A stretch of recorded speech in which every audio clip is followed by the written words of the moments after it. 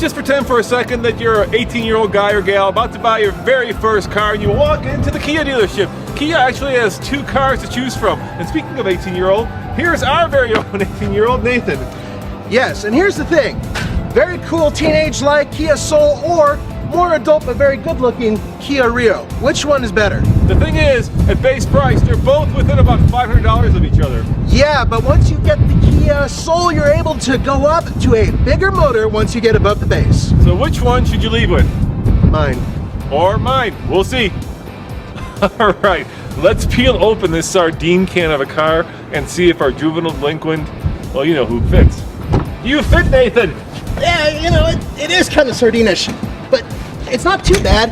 And if you fold these seats down, you have 3.4 cubic feet of space, and that's as good as a small SUV. Not bad. Hey Nathan, you're sitting in the wrong seat. I know, but hey, look at it this way. 3 adults with tiny tushes can fit back here. With me, not so much. Interesting thing about this car, it competes directly against the Scion XB. But you get a little bit more with this car than you do with the Scion, especially when you work your way up and you get the bigger engine. 2-liter engine in this one. This is the optional engine, and it produces 164 horsepower, which is pretty damn good. Here's the thing. If you get the base model, you get the same engine that you get in the Rio, and that is 138 horsepower. For a vehicle like this, I would highly recommend the 2-liter.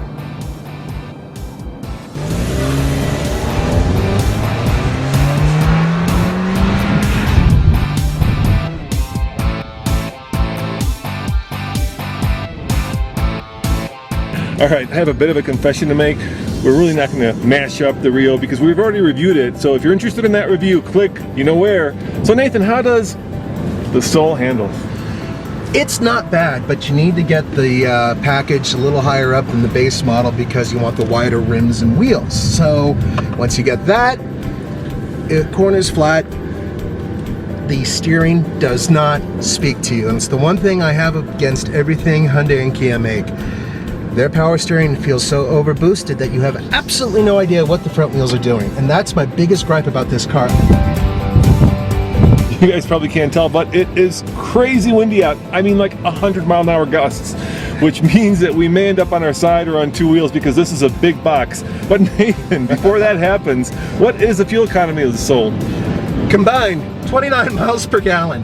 But here's the interesting part. The smaller engine, it gets 1 mile per gallon better. That's it, just 1.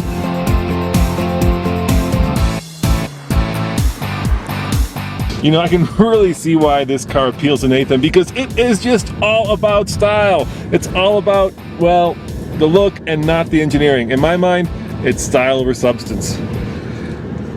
You know what, Roman might be right. Here's the thing about this. If you look at the front display area, including the dashboard, it looks like a giant game controller, and that's not done by accident. They wanted to make sure that anybody who had an Xbox or a Wii could look at this and go, dude, that's what I need to drive. Now, last time I checked, Xbox controller was right around, well, not $20,000, dude, which is what this car costs. That's crazy! Whoa, whoa, whoa, whoa. First of all, this is fully loaded. This is the Soul exclamation point, which, quite frankly, is stupid. I mean, come on, just name it something else. The Soul 3, the Soul 4, something. For a fully loaded car, it's not so bad.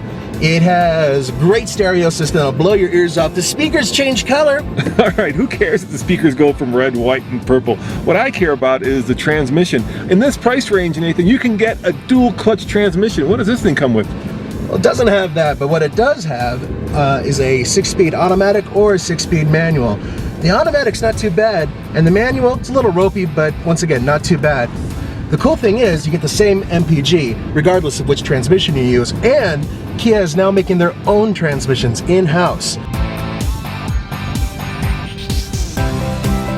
If I'm being honest and I had to choose between these 2 cars, I would choose the Ford Fiesta. As far as the Soul, well, that's for hamsters and juvenile delinquents. Hey, I gotta be honest with you, this Kia Soul, good car. It's more utilitarian than you might think. It's got a lot of room for a small car, gets decent mileage, it's pretty cheap, and I enjoy it because I'm a punk ass. as always, this is Roman and Nathan. See you next time on the Fast Lane Car. Ciao.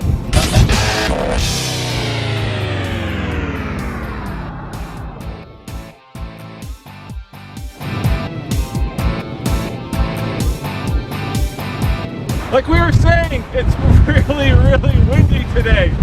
Yeah, it's been. I don't think we should be out here because the camera's gonna fly. That camera might fly away.